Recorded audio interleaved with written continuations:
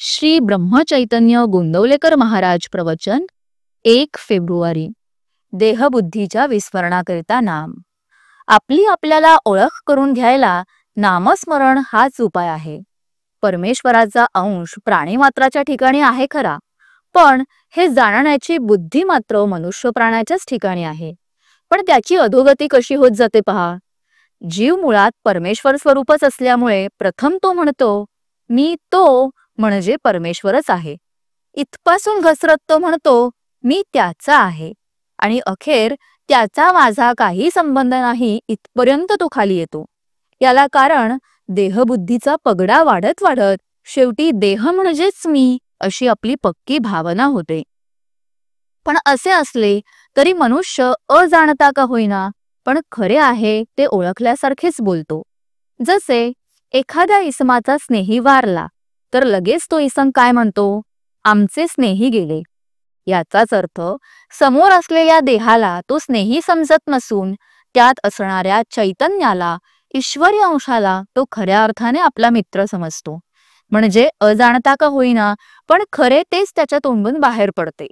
असे असले तरी स्वतःच्या बाबतीत मात्र तो ही जाणीव कायम राखीत नाही आणि आपण म्हणजे देहच असे समजून तो वागत असतो। याला कारण ज्याचा खरा मी आहे त्याचा विसर पडून देहबुद्धी बळकट होत गेली। आता याला उपाय हाच की ज्या मार्गाने मी खाली घसरत आलो त्याच मार्गाने उलट वर जाणे। तेव्हा पहिली गोष्ट म्हणजे आता मी जो देहरूप बनलो आहे तो मी त्याचा, परमेश्वराचा आहे अशी जाणीव जागृत करणे।